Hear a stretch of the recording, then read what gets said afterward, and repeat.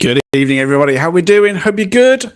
Welcome along. Another tea party. So for anybody who's just joining me for the first time, there's no guest. It's just you and me and people in the chat. And we're going to have a good conversation around some very odd things. So welcome in, everybody. Lex, I hope you're good. It is cold out there. So come on in. And thank you for joining me. It's really good to see. It's so nice to see so many people in the chat already. So it's just awesome. So thank you very, very much. Very quick shout outs very, very quickly. So Pinky and Di and Tim and Sadie, hello to you. And John Boy and Carol and Claire, hello to you. Good evening. And Sponge, hello. I think I said hello to Pinky. Sam, thank you. Hi there. And I'm just going through. Mike's Mysteries, hello. And Kaz, hello.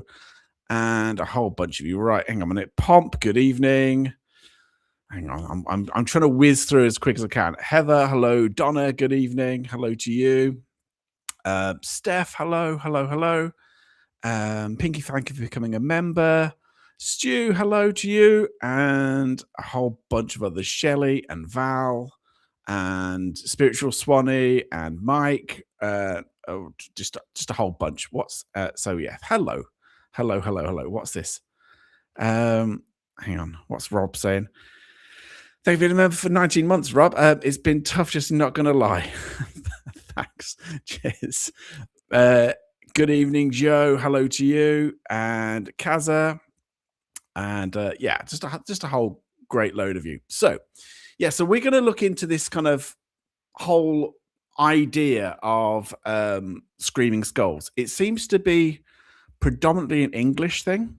There are some cases, I think, in Ireland and Scotland, but for whatever reason, the screaming skulls folklore around it tend to kind of be centered around actually the western part of England, which is kind of interesting itself.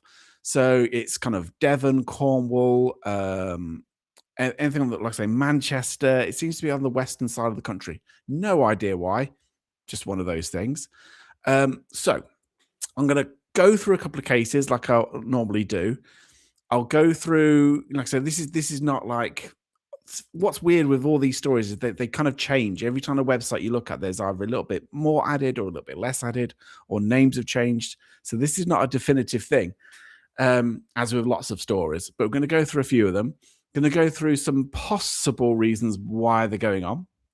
And obviously, I'll speak to you guys at home, because if you have any tales, have it to your local to your area, would be awesome. Any kind of folklore tales around skulls, particularly, would be really cool. I know there are a lot of stories around pubs which have skulls within them, and but they're not necessarily going to have the same kind of attachments to these kinds of stories, because these are all around not just screaming skulls, but there's a definite link between the stories I'm going to tell anyway. Okay, so let's get cracking. So I'm going to start off with the very, very first and probably the most famous story, and this is about this place. This is a tiny little village in Devon called Betiscum. Now, Betiscum Manor is where this story takes place. And funnily enough, I think this is the most famous because this picture, I remember seeing this picture a lot in paranormal books as a kid. And I used to read a lot of ghost story books. So I think some of you guys may well recognize this image. So this is the screaming skull of Betiscum Manor. It's difficult to know exactly when and where these things started from, but we shall start with this one. So, a long time ago, this Betiscum Manor was owned by a chap called Azariah Pinney. Now, Azariah Pinney was a plantation owner. Obviously made a lot of money around the West Indies, and that is where he earned his fortune. Anyway, he was said to have brought back a black servant from the West Indies to work for him in Betiscum Manor. And apparently, I don't know whys and wherefores, but the servant had told Azariah that if and when he died, he wanted to be buried back in the West Indies. Azariah agreed to that. Anyway, as things go on, the servant is supposedly have died, and rather than sending him back to the West Indies, which would cost a lot of money, he buried the servant in the local churchyard. At which point, various screams had been starting to be heard by parishioners and people within the churchyard and within the church itself. And apparently, the screaming that had apparently been heard by a lot of people then extended out, not just in the churchyard and the local church, but also spread out to the manor itself. So the people within the manor was hearing these screams.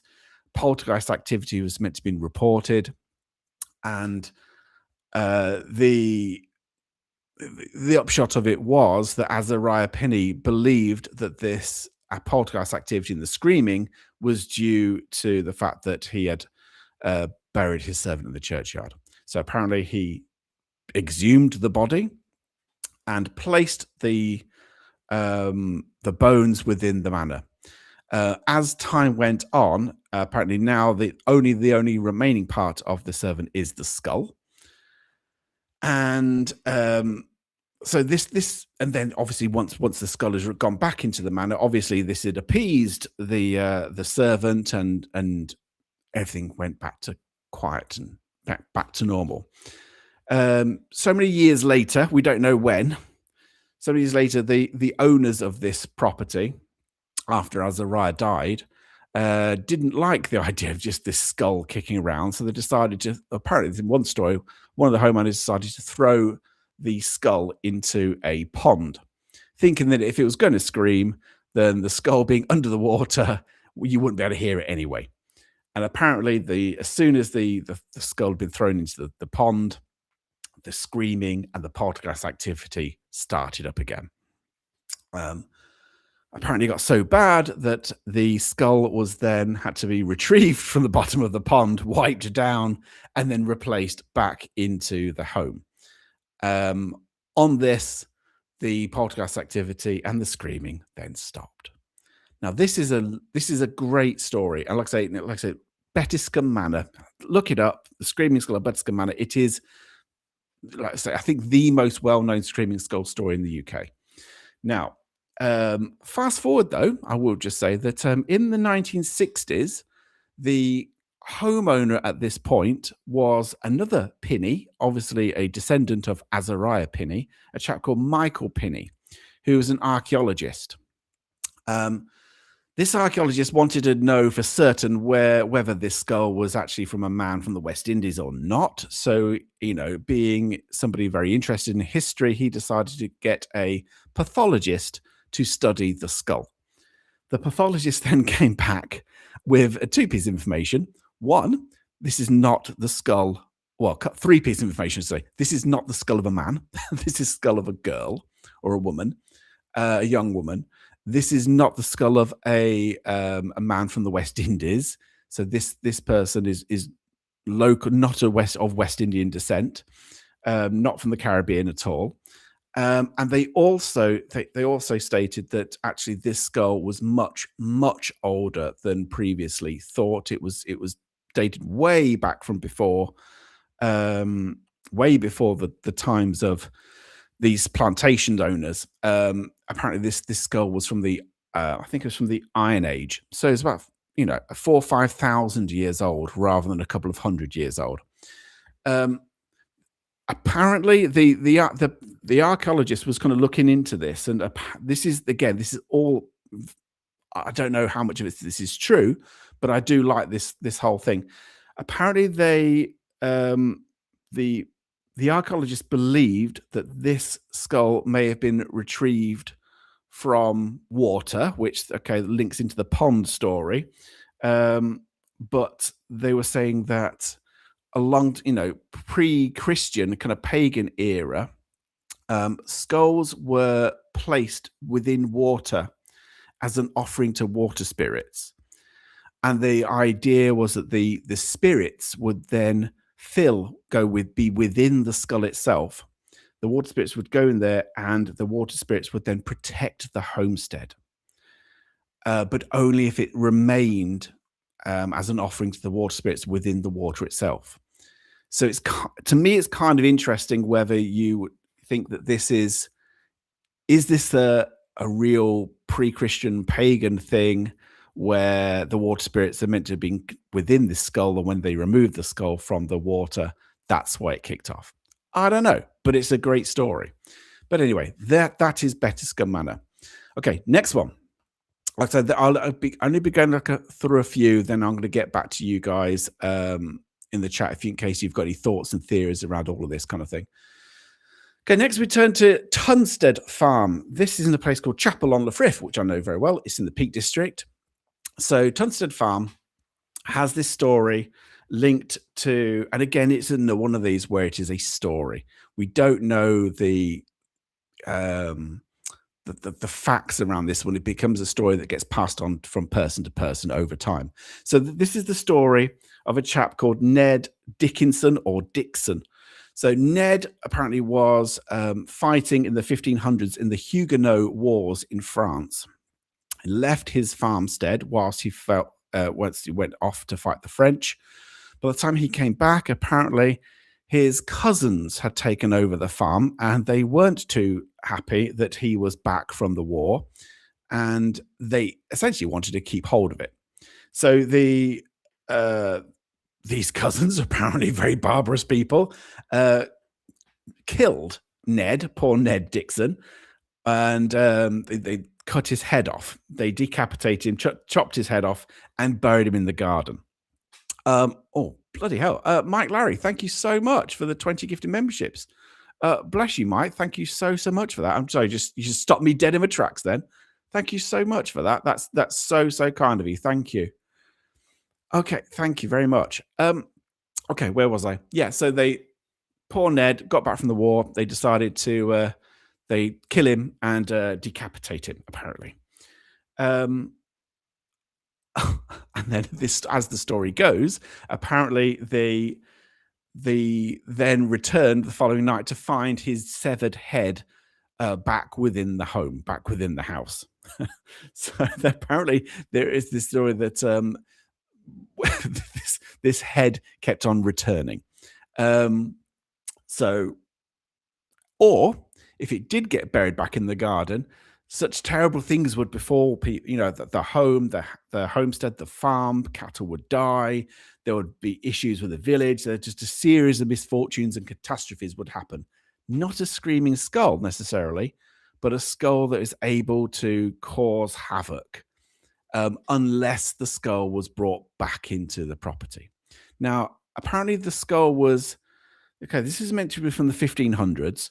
The skull was apparently kicking around in the farm for many years, to the point where we didn't really know whether it exists or not. But apparently there was skull fragments found within the garden of Tonstead Farm. This is kind of like a really crap drawing stroke photograph of the skull fragments that were found. But in up to the 1800s, so that, as you can see, there's a window there. This is a postcard that people would buy called Dicky's Skull. And you could buy postcards about Dicky's skull in, I think, Buxton Museum. Or if anybody visited this. So there are people who were fascinated by this whole story. So the bit of the cranium in the window, and it probably stayed there for a good 100 or so years. We don't know what's happened to the skull. But good old Dicky's skull stayed there for over 100 years. It became a bit of a popular thing, even postcard, like I say, on it. All good with Dicky's head. Now, apparently, nobody knows where the skull is. The skull is gone. Whether it was reburied, I don't know, or whatever. But yeah, over time, Dicky's head is gone. Poor Dicky. But his skull and the story of his skull and the things which are meant to have happened to people and the farm continues. Anyway, next one. This beautiful place, I believe, is Wardley Hall in Manchester. The skull within this hall is meant to have belonged to a Catholic priest called Father Ambrose Barlow. Oh, bloody hell. What's this, Sarah? Hang on. Memphis, thank you for being a member for 30 months, by the way, Sarah. Damn it, I'm late. Can you start? Oh, no, you always do this. Jesus. No. No, I'm not going to start again. Anyway, so the skull within this property belonged to a father, Ambrose Barlow, apparently. He was supposedly executed for preaching Catholicism in a time when Catholicism obviously was not allowed by the monarchy. So he was executed for preaching Catholicism apparently in 1641. The skull was found in a chest that had been placed in a moat. I don't know where the moat is, but obviously at that time there was a moat. And when moved or buried, the skull would apparently cause storms and structural damage and various issues like that around the property. This, I mean, I don't know where the skull is now. I don't know. I mean, in a lot of these cases, sometimes what they've done is they've placed the skull within the home. They've not told everybody where it is. Either it's been reburied on the property, or it's usually behind some kind of wall or bricked up in a chimney, something along those lines. But yeah, that is Wardley Hall. Beautiful place. Another gorgeous place. This is Burton Agnes Hall. Can you see a theme? There's a theme. I know, I'm going to be nice. I know it's Sarah's birthday, yada, yada. I said happy birthday to her earlier today. It's all good. Anyway, yeah, this is Burton Agnes Hall. This is in East Yorkshire. Again, beautiful place. The skull within this property is apparently belonged to a lady called, I think it was Elizabeth Ann Griffiths, otherwise known as just Anne Griffiths. Anne Griffiths was apparently attacked by highwaymen in the 17th century. Apparently, before this, she had requested that I don't know how this comes up in crops up in conversation, but apparently it does. She had requested that her head remain in the house. And in a lot of these stories, the family decided, no, we're not going to place her head in the house. We're actually just going to bury her whole, as most people would do. And apparently, as soon as the head, or as soon as the body was then buried, obviously within the local area, the local churchyard, strange noises, screams, and disturbances started to occur. So much so, in fact, that it became so bad that the family decided that it must be Anne Griffiths that's causing all of this, and they decided to exhume her body. And the head was then brought back into the hall. I don't know if it's just the head or the whole skeleton, but the head was brought back into the hall and was then placed behind a panelled wall. Once the head had been placed behind the panelled wall, the disturbances stopped. And like I say, there's this theme that's definitely going on. Yeah, yes, Nigel, there are definitely authentic Elizabethan Christmas LED lights. Of course, all Elizabethans had that. Yeah, actually, yeah. Thank you very much. Yeah, good evening. Did a lot of research on the Screaming Skull of Burton Agnes Hall, getting over 500 different versions of the story. I think it's a load of old twaddle. Yeah, I've had issues just looking into these stories and then finding that on pretty much everywhere I looked, the stories change. Whether it's every book, every website that I've looked at, the stories change. Even the names and the circumstances have changed. So yeah, there's a lot of kind of Chinese whispers stuff, I think, going on in this one. Oh, this is interesting as well. First, there's no record of the burial or exhumation of Anne Griffith.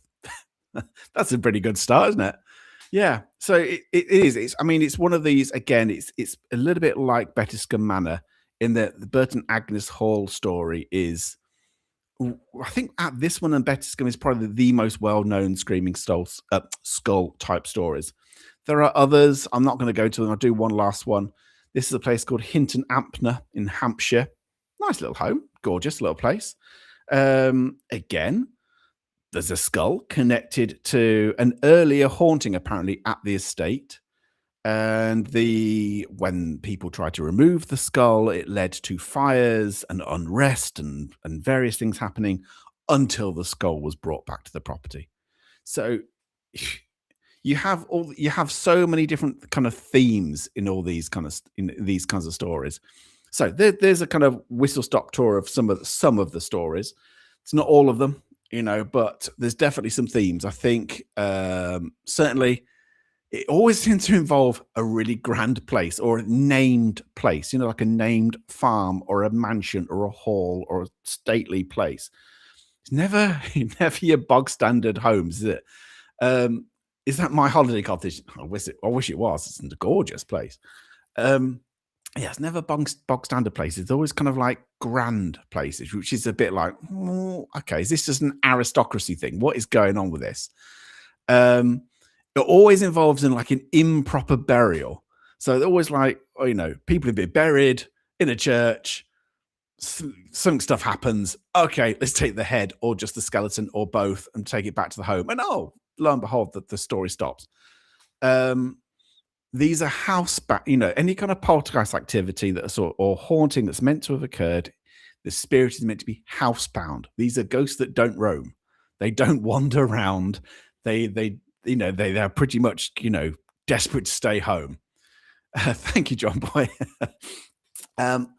But I do like the idea of this possible pagan origin. I do love that kind of whole idea of that this might be the idea of a screaming skull link goes right back to the idea of it being in some kind of ancient protective practice where the spirits are meant to be dwell within the skull, and if you keep the skull on the property, then the spirits are happy.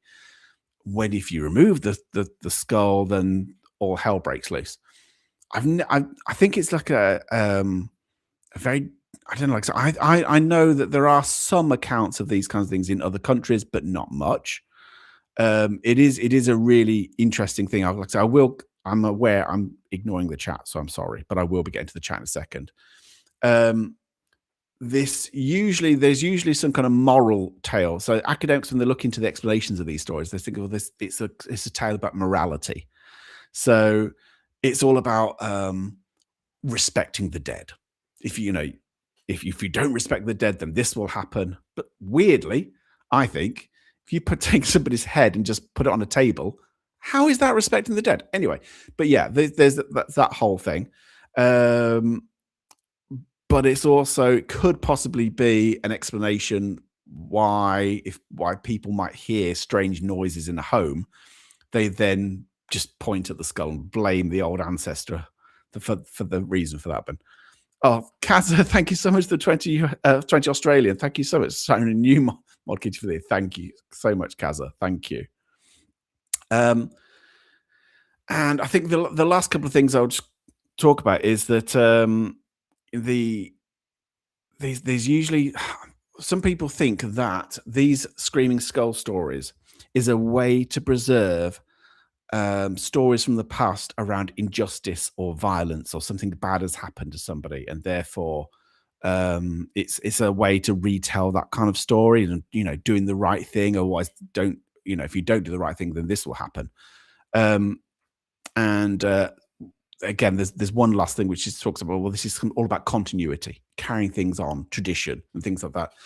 It's very, very odd. Like I say, I don't know how widespread these stories are in other countries. I know that certainly there's this big tradition.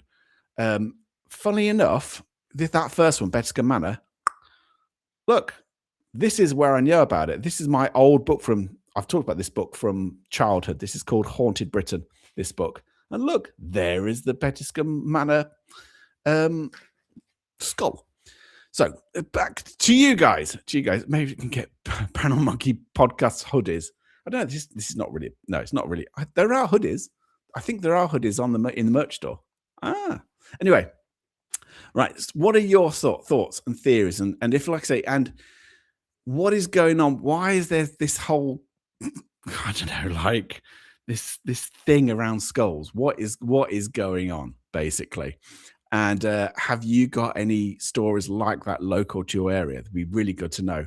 Let's get some let's get some people's thoughts. All right. The ancient Celts had the cult of the head, where it's believed that the removal of the head of the enemy would mean you take on their strengths. They believed that they then held power and wisdom. Funny enough, I mean, because we were talking about Hexam heads a couple of weeks ago, and that was all down to the cult, the head cult thing of the pagans. That was another theory. That's interesting that that's come up again. Yeah, that's very good. Hang on.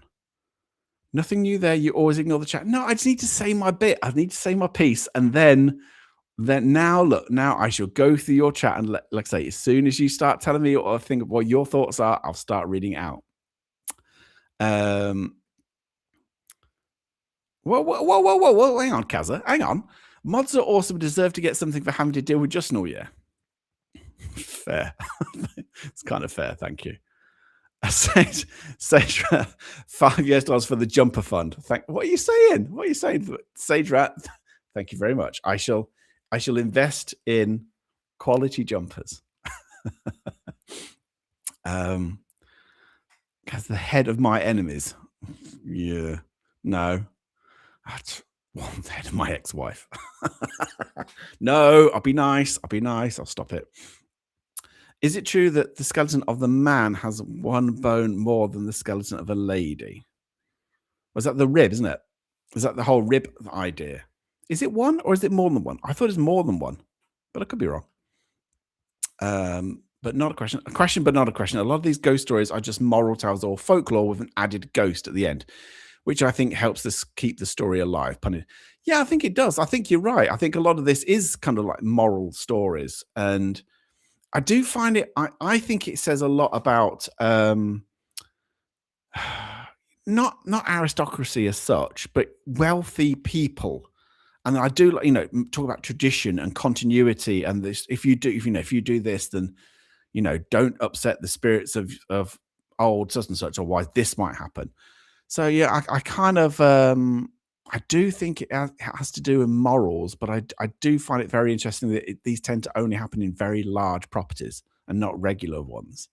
It's very much linked to that. Isn't part of the Doulahan law about the belief the soul was in the head? Oh, I don't know about that. Ladies Frat, I've not even heard of that, actually. I'm probably saying that wrong as well. They're just legends. Skulls can't scream, owing to the lack of vocal cords. Yeah, all right, fair enough, JT. But we're gonna, what's the word? Gonna suspend our disbelief around that one for a minute. Was that the same Dicky that Mary loved? I've never been clear. No, this is a different Dicky. I mean, to be honest, the whole idea of poor old Dicky's skull. If you read other accounts, it's got nothing to do with Ned Dixon. It's got to do with something else. So yeah. Whoa. What's this? Justin, stop talking while we are interrupting. Bloody charming. Thanks very much. Mish Bob's just going to be modeling the new knitted jumper range for NNS. No. Oh God.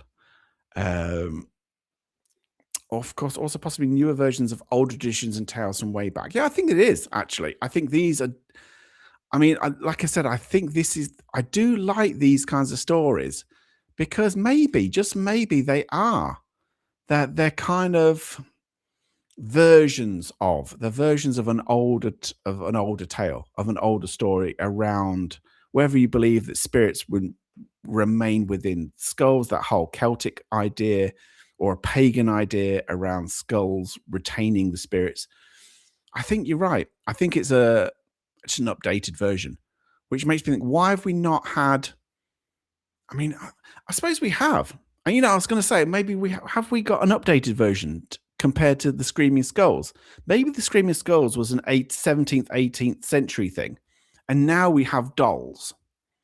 Maybe the whole doll thing is just our version, a modern version of the Screaming Skull. That's what it is. And, be nice to the doll or the spirit will cause havoc. It's the same deal, isn't it? Anyway, food for thought. Paranormal Engineer, I like the story of Pliny the Younger and the ancient Roman ghosts. Seems similar to this. Also, just have you made a jumper from Seg's curtains yet? No, but thank you. Pinky, thank you much for the $5 towards your pink jumper fund. Jesus Christ. Pink jumpers. I mean, hoodie is good. It's cold outside. I mean, do at some point I will probably come on wearing a bloody pink jumper so you can have your little thing and you can find it funny. You can enjoy the moment. But yeah, I probably will at some point. If you give Sarah a birthday dance, I promise never to give you cheek again and I'll buy some merch. I'm not doing a bloody dance. What's the matter? I'm talking about skulls here. But I will wish Sarah a happy birthday. But I'm not.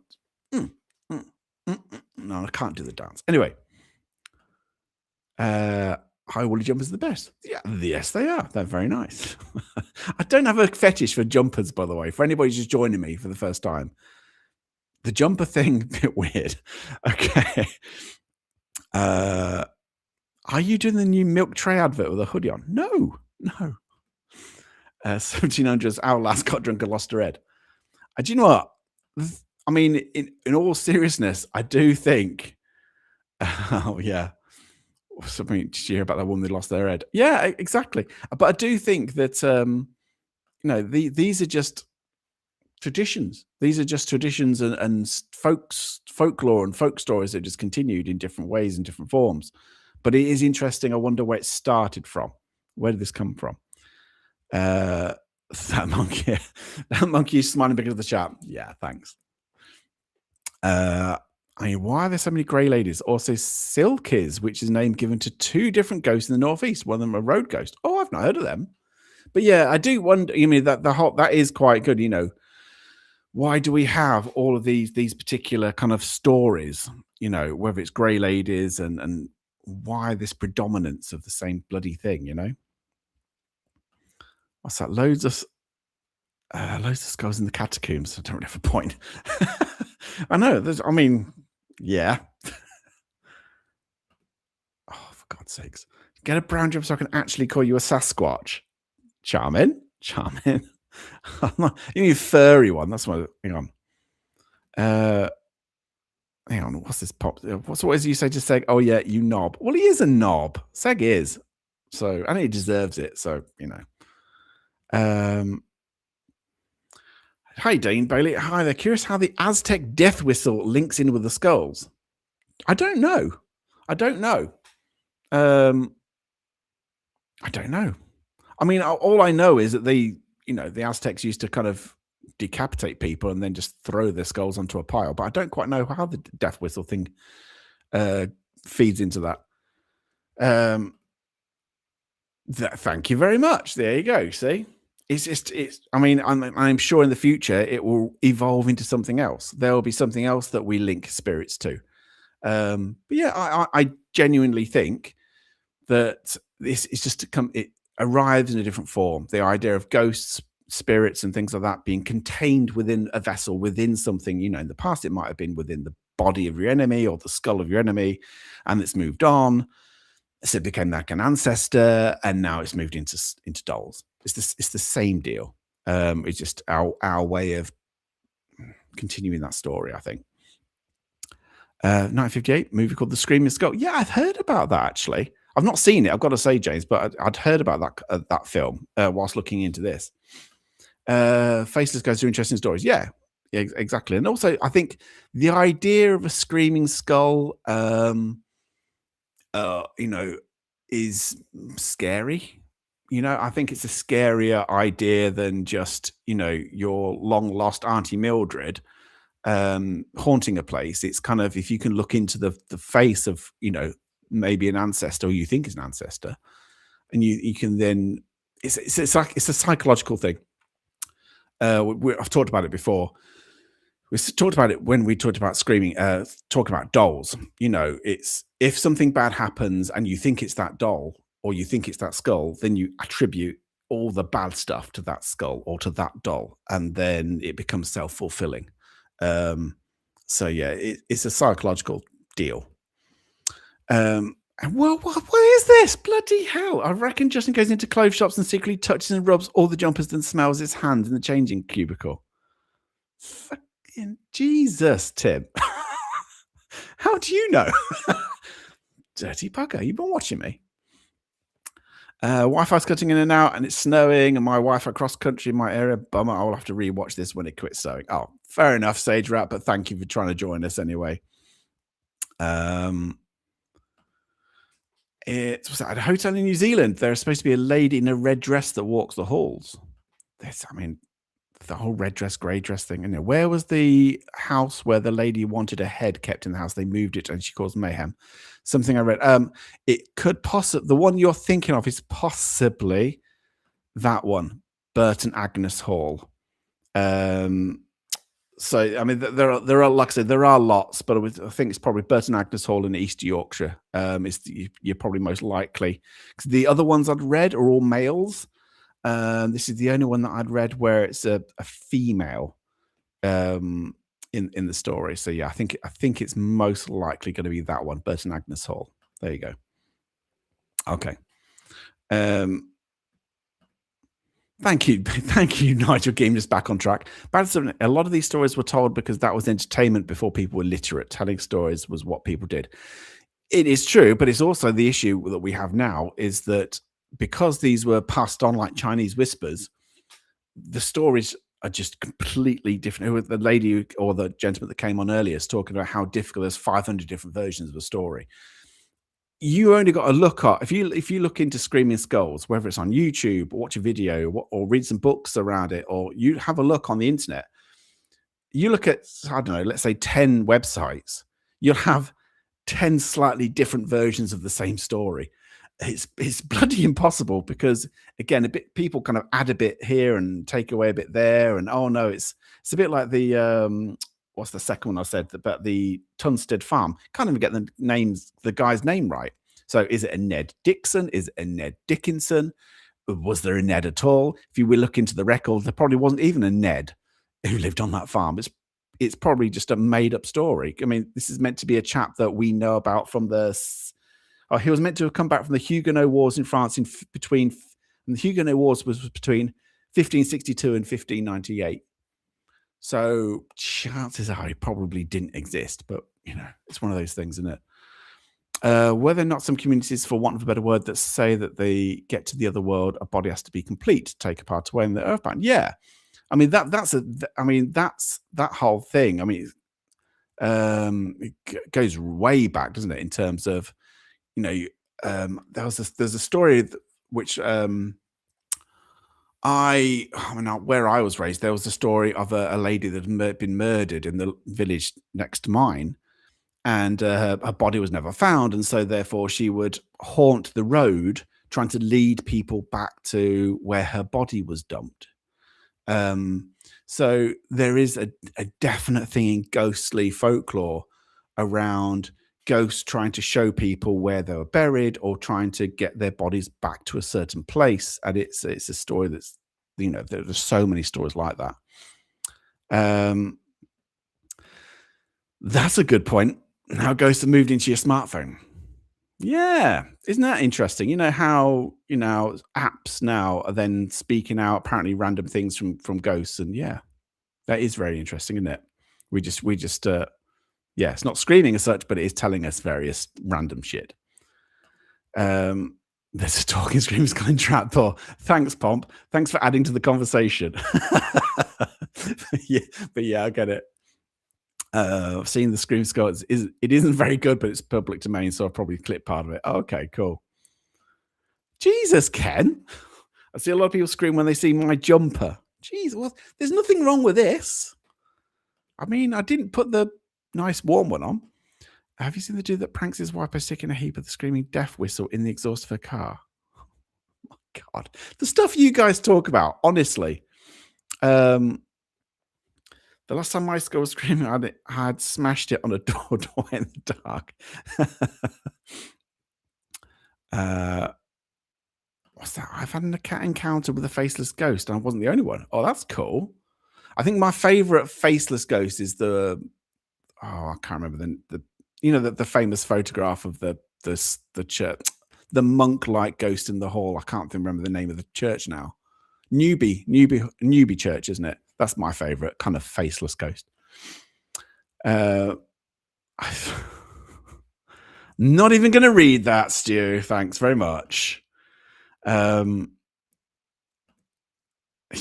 yeah, nowadays if you just see a random skull scream, you just giggle. Yeah, yeah. Oh, thank you, Sarah. There you go. Death was often used to instill fear in battle or sacrifice. Thank you. Have you been Googling that, Sarah, or did you know?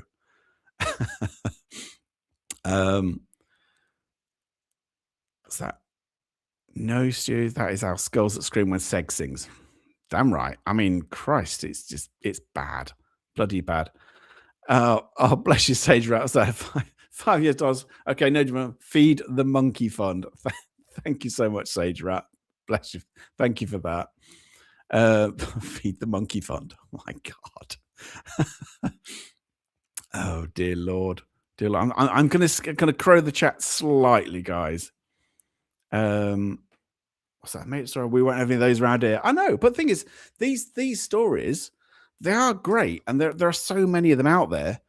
But yeah, you read, so many different accounts, and they change. The names change, the circumstances change. They don't know whether it's the skull of a man or a woman. You don't. Sometimes these skulls go missing. Sometimes it's just people make stuff up all the time to make it seem more interesting. So a skull that is maybe in a family home can't just be a skull in a family home. There's got to be some kind of story attached to it, and people make stuff up. And then lo and behold, 100 years later, there's a great big ghost story around it. Didn't the legend of Sleepy Hollow come about because the horseman wanted his skull back? I think, yeah, exactly. Yeah, it's that kind of theme, isn't it? Around the whether it's being respectful of the dead or making sure that the dead have their body, or you do what the living want, i.e., if they wanted their head in a home, left in a home, then it has to stay there. Otherwise, there'll be a huge almighty uproar if they didn't. Yeah. The thing I don't get, we took the heads of our enemies criminals, but why take the head of a lived one and bury it in a wall? Or loved one, sorry, and bury it in a wall. Is it believed then that the loved one would remain? I think it was probably more to do with I think if it's like an ancestor within the family home, and they didn't want to be apart from that family home, maybe that's why they thought that they loved the place so much they thought they'd have to stay there rather than be buried in a churchyard or within a chapel or something. It's yeah, I do know what you mean though, because yeah, we were in the past, we were kind of used to take mementos and things like that when criminals had died, and would take fingers and heads and skins and things like that, and locks of hair and God knows what else of somebody being hanged. But yeah, this is you're absolutely right. It's a whole other kind of weird thing. But yeah, you're absolutely right. It is a completely different twist on that same story. Oh my God, Kazza, thank you. Thank you for just so you can shop for a new jumper that's not from a thrift store. Jesus, Kazza. Oh my God. All right, Kazza, bloody hell. What are you saying? Stay classy. Yeah, thanks, Kazza. Thank you. I mean, generally, thank you so much for the 20 Australian. Not sure I'm going to thank you for that reason, but yeah, good. Thank you. Thank you. Thank you, kind of. Hang on, I'm lost all track now. Hang on. He's a whoa. He's a bosh boy, just has a bad dress sense. Rob, this chat is now deteriorating massively. This is no longer about skulls. This is about my fucking jumpers. Jesus. People have used almost anything as a means to communicate with the dead. The idea remains the same. The tools evolve, and none of them have ever worked better than any other that you've been used or created. That's actually a really, really good point, Friday. Yeah, absolutely. I get it. Yeah, absolutely right. All right, Sarah. I studied American history, actually. So I know what I'm talking about, she says. Kind of. The Andrew formerly known as Princess Skull will be screaming right now. He'll be sweating now. You'll be thinking, I bet you were sweating earlier. Ah, dear Lord. Fun times. Maiko, Thank you so much. You're a legend. Thank you so much for being a member for 17 months, Mike. Thank you. And let's have a look. Which story about a skull do you think has the highest odds of being true or paranormal in nature?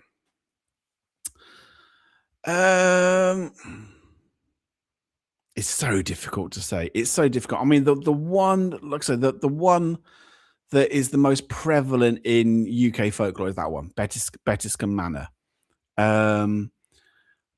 Without knowing for certain what exactly was going, it could have been that very simply maybe they did have a poltergeist.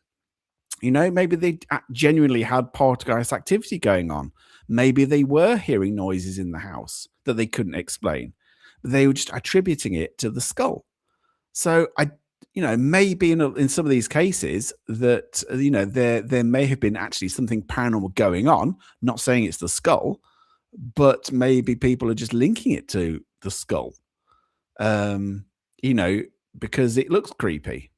But yeah, I do sometimes think that in some of these cases, then that some are just superstition and some are just, if something bad happens in the village or a cow dies, they're blaming on the bloody skull. But in certain cases where a big country manor is reporting poltergeist phenomena, you do wonder whether that could have been genuine. It's just been linked to the skull. But that's a really good point. I think after the Black Death, skulls and skeletons became so commonplace and mundane, they lost the respect they used to be given. That's very true. And also, I mean, we've got to remember, death generally was part and parcel of life much more than it is now. People probably wouldn't. They had a more of a closer relationship with death, I would say. They saw it all the time. They saw it on a daily basis, and maybe it wasn't a big deal to blame it on the skull of somebody. Thanks, Mish. It's not a jumper, it's an M&S jumper made from the finest Welsh wool. Yeah, exactly. I use quartz skulls during crystal healing. They're more symbolic than we think. Yeah. I think the whole skull thing generally is very symbolic of a lot of stuff, and it harks back to time long gone. There you go. Thank you. Talk about skulls now. Get back up to the program. That's talking about hang on. Look at this about my bloody jumper again. He doesn't shop at thrift stores. He finds them in the bins behind the funeral parlor. Bloody hell, Chris Yule. I feel like Beardo being attacked from all corners. God damn you. But then what? But then what's that? Homes are non-hallowed, so then homes are non-hallowed, so then the soul apparently would be doomed to stay on the physical plane. Yeah, that's the thing. It is a strange thing. It's kind of like the reverse of what we would think. People think, for a spirit or ghost to be at rest, they need to be whole and buried in a churchyard, and then they can rest in peace. This is the flips of that completely. It's like, well, no, actually, they'll only be at peace if their skull or their head is back at home, and or their whole skeleton's back at home and not in a churchyard. It's kind of like the reverse of everything that you'd think people would be told at the time. God, thank you, Mish. Thank you. Oh, lordy lord.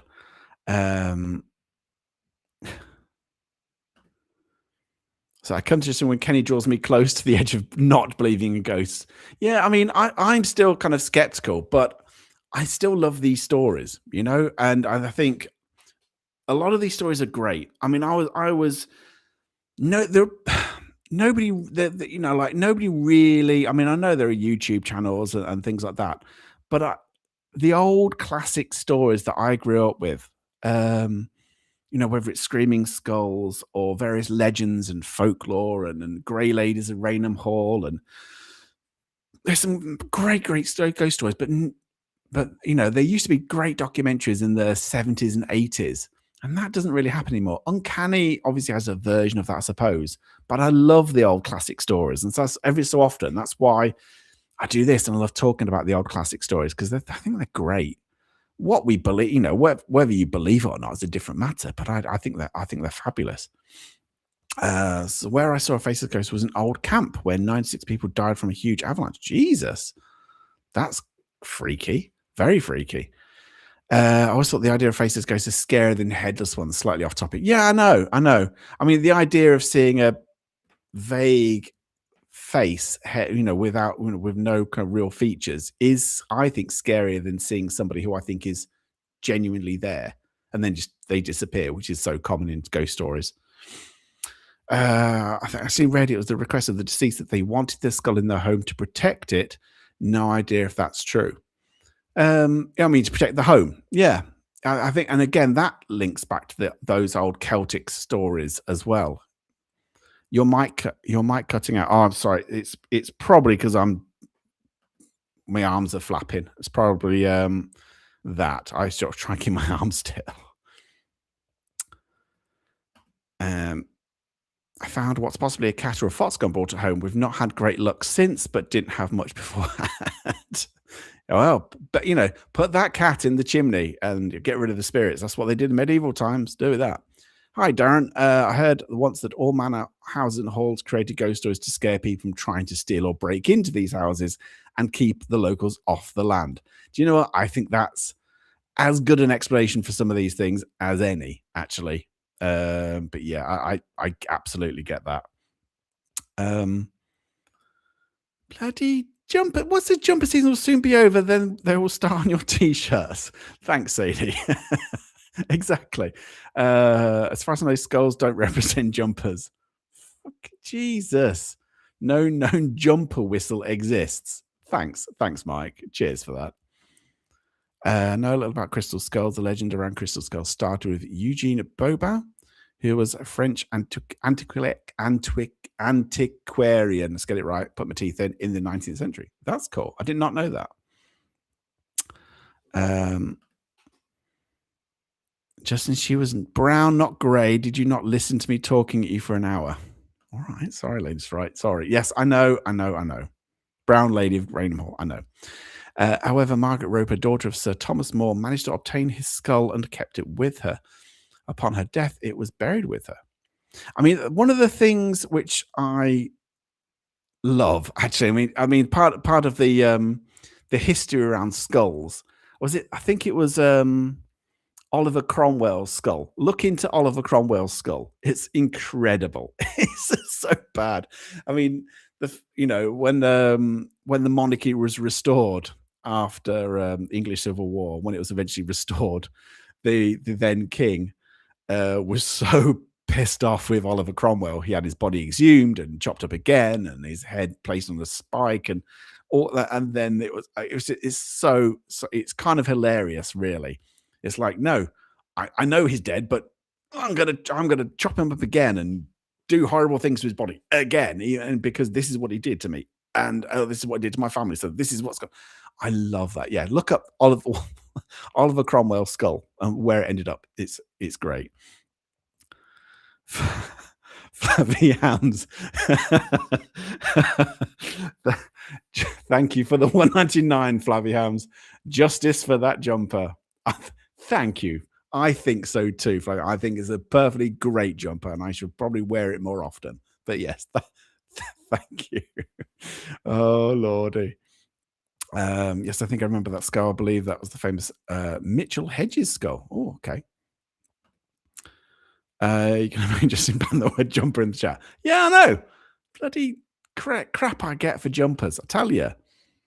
It was believed if the body was separated, the soul couldn't rest. Hence, hanged, drawn, and quartered. Yeah, that's all. Yeah. So don't you worry. Some of Beardo's shirts are worse than your jumper. They're a damn sight worse. What Beardo wears is Christ. Plus, he dyes his hair. Anyway, that's the pun intended. People would come across skulls stuck on spikes all the time. Yeah, absolutely. This chat is only the reason I know what a jumper is. Yeah, I know. If you're an American, then obviously you just know it's like a, what do they call them in America? Pullovers? No, not pullovers. Jerseys? No, not jerseys. What do they call them in America? I don't know. They don't call them jumpers anyway, but yeah. I think I've got enough to buy a new jumper. Yeah, all right, thanks. But yeah, thank you. I probably do. I shall. I don't want it. I don't want it to get to the point where I'm going to be expected to wear a bloody new jumper every time I come onto a stream. All right, because I don't want to end up like Giles Brandreth or something like that. Because yeah, if you're not from America, don't know who Giles Brandreth is. Yeah. Don't want that. Oh, sweater. That's it. So whoever said that, sweater. Americans got sweaters. That's it. Hang on. Hang on. Sorry, I will come on to that one, JT. There's an online shop that will make another monkey doll from your old jumpers. Oh, Christ almighty. The history around that Medjool Hedges skull is interesting in regards to how it was actually obtained. It wasn't found in South America, but actually bought in auction in London. Oh, cool. I know. I'm not too aware of that Mitchell Hedges one. But yeah, I might have to look into that. David Tennant used a real human skull during the Royal Shakespeare Company's 2008 production of Hamlet. Yes, I heard that, because wasn't it that was it a fan of, it was a theatre goer and a real fan of the Royal Shakespeare Company. He said in his will that he wanted his head or his skull to be donated to the Royal Shakespeare Company. And when he went to the Hamlet, it was used for the first time. Yeah, I do remember that. Rob, thank you so much for the 10 gifted memberships. Thank you so much, Rob. And yeah, thank you so much. So yeah, so please say a massive thank you to Rob if you got one of those. But thank you so much for that. And oh, God's sakes, John Boy. Oh God. I've put something on your Facebook. It's jumper related. Of course it is. Of course it is. Yeah, there you go. Some big fans of theatre would donate the skulls to be used in shows. Yeah, absolutely. Call them sweaters or pullovers in North America. Yeah. So get used to calling them jumpers. Before long, it will spread and everybody in America will start calling them jumpers and not think it's weird. He's going to be so paranoid about jumpers, he'll just have to close face live now. Yeah, exactly. Right. What's this one? Can you not remember the start of Arthur C. Clarke's Mysterious World? Yeah, I can, with the crystal skulls. Yeah, I loved that TV series. I absolutely adored that TV series. But yeah, the whole Crystal Skull thing is incredible as well. It's descended to Val Dunican levels. Yeah, exactly, Nigel. Let's keep it on track, shall we, everybody? Rather than just poking a stick at me and calling me weird for wearing stuff that makes you warm in the winter. How is that odd? It's normal, for God's sakes. Okay, right. I've got to the hour, but I will not keep you too much longer, guys, because, usually I try and stick to the hour roughly. Thank you so much for joining me. Please, I'll see on Monday. I do have this fella in again. God, is that bloody Biddle fella? Yeah, I did ask him to come back on. I've not spoke to Kenny Bill in a little while. And so, yes, Kenny is going to be coming in and I'll be chatting to him and grilling him about various things on Monday. And yeah, and I shall also have another tea party because I didn't have one last week. I'll be having another tea party next Thursday. I shall not be talking about jumpers. I'll be talking about something else that is not jumper related. And then the chat can change their conversation to jumpers like they did this evening. Well, that's yes. You could have ended up wearing a tutu. Yes, less said about that AI video, the better. But yes, thank you. Right, we'll wrap it up there. Thank you so much for again joining me this evening. It's been fun, even though you have literally teased me all night about the whole jumper thing. Cheers for that. Anyway, good. Yeah, thank you guys. I do appreciate it. And it looks like if you donated or help the memberships, thank you so much. If this is your first time joining a podcast, whether it's this tea party, please think about subscribing if you haven't done so yet. It's like I say, completely free. Hope you've enjoyed it this evening. I'll be coming back next Thursday for some more chats and let's say guests on Monday as well. Thank you so much, everybody. And yeah, it's been fun, kind of fun. Thanks for teasing me. Thanks, yeah, for the jumper chat, kind of. Right. Enjoy the rest of your night, guys, and I shall see you very, very soon. All right. Night.